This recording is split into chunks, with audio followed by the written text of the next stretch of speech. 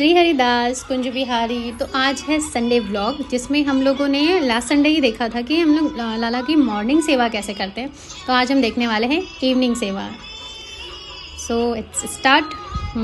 लाला जी सो के उठ गए हैं, 4 बज रहे हैं, लाला सो के उठ गए हैं। तो भाभी ने सोचा क्यों ना लाला को कुछ भोग लगाया जाए। वैसे हम लोग रोज़ ही भोग लगाते हैं लाला को सो के उठाने के बाद। लाला 12 बजे सो जाते हैं, उसके बाद वो 4 बजे उठते हैं।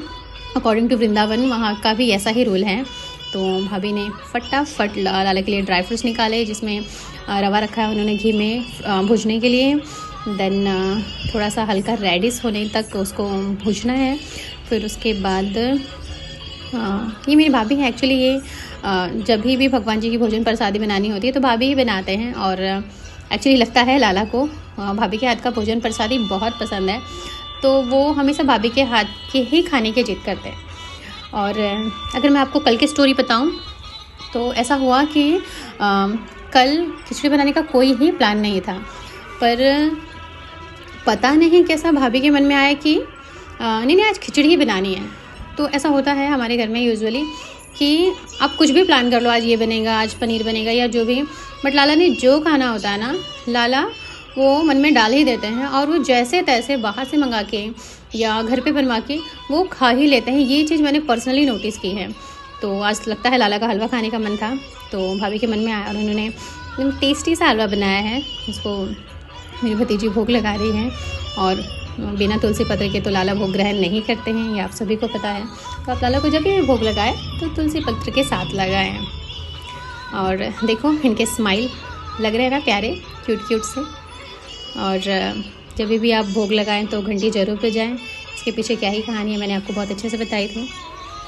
तो देखो कितने प्यार से खा रहे हैं और कितने खुश हैं। आप भी अपने लाला को जो आपके पास हो, ऐसा नहीं है कि आपने वैरायटी ऑफ भोजन लगाने हैं, ऐसा नहीं है।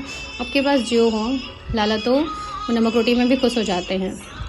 तो आपकी जिस हिसाब से व्यवस्था हो, आप अपने लाला को उस हिसाब से भोग लगा सकते हो। और भोग के बाद इवनिंग का टाइम हो जाता है तो मम्मा फिर से पूजा पाठ स्टार्ट कर देते हैं। मतलब कान्हा जी के बर्तन धोना, फिर थोड़ा सा झाड़ू लगाना और पूजा करना। एज़ यूजुअल मॉर्निंग इवनिंग दोनों टाइम पे झाड़ू पोछा होता है हल्का।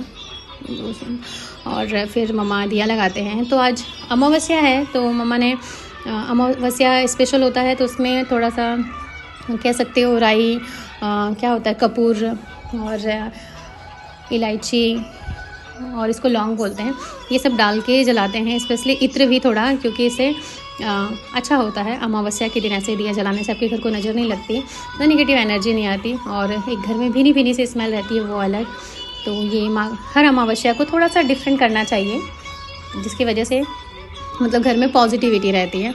मम्मा ने दिया लगाया और लाला से प्रे करी, फिर वो मंत्र जप करते हैं, क्योंकि उन्होंने मंत्र लिया है तो वो करते हैं।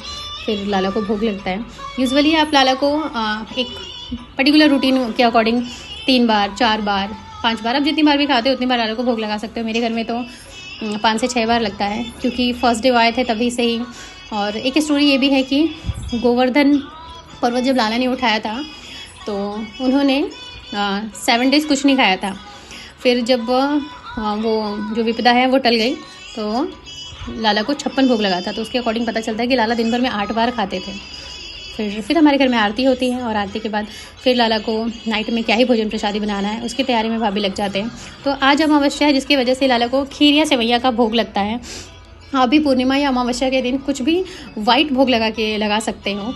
और लगता है लाला का आज पराठा खाने का मन है, तो भाभी ने पराठा भी बनाया है लाला के लिए। तो हमारे घर में लाला के मन मुताबिक ही चीज़ें बनती हैं, और जो भी होता है लाला को अच्छा लगता है। और अच्छा भी लगता है कि आप सबसे पहले कुछ भी करते हैं तो लाला के लिए करते हैं। और सच में आप घर में कभी ट्राई करिएगा, जब आप कोई भोजन लाला के लिए बनाते हैं तो उसका स्वाद ही अलग रहता है। और सोचो, अगर आप रोज़ ही लाला को भोग लगाते हो तो आपका जो घर है वो मंदिर की तरह हो जाता है, और जो भोजन है वो प्रसादी हो जाता है। और अगर आप रोज़ ही भोजन प्रसादी पाओगे तो सोचो क्या ही होगा। तो इस तरह से तैयार हो गई मेरी भाभी की सेवैयाँ और पराठा। हम लाला को भोग लगाएंगी, और लाला देखना बड़े ही चाव से खाने वाले हैं, क्योंकि लाला का वैसे भी मीठा फेवरेट होता है। तो कोशिश करिए आप भी लाला को वैरायटी ऑफ फूड्स खिलाने का। बाकी लाला तो अद्भुत हैं, उन्हें जो खाना है वो खुद से मंगा लेंगे। फिर भी अपने हिसाब से हम लोग हमारा बेस्ट देते हैं।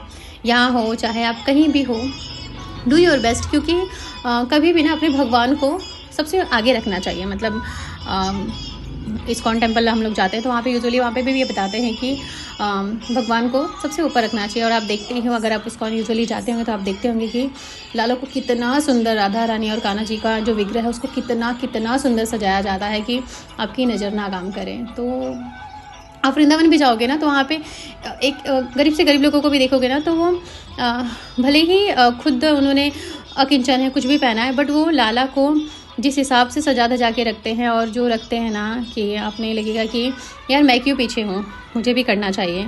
तो आपसे जितना हो पाए आप अपने लाला को सेवा दो।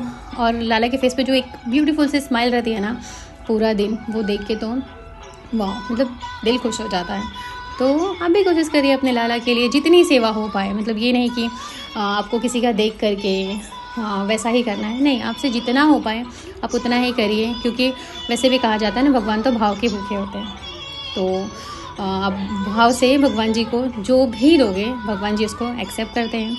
तो इस तरह से हमारा जो रूटीन होता है लाला को 5 to 6 टाइम भोग लगाना, और फिर खिलाना पिलाना सुलाना, पूजा पाठ, दोनों टाइम आरती, और ऐसे ही मतलब पूरा दिन निकल जाता है। मतलब पता ही नहीं चलता कब दिन हुई और कब रात हो गई, और लाला के सोने का समय हो जाता है। हम लोग ने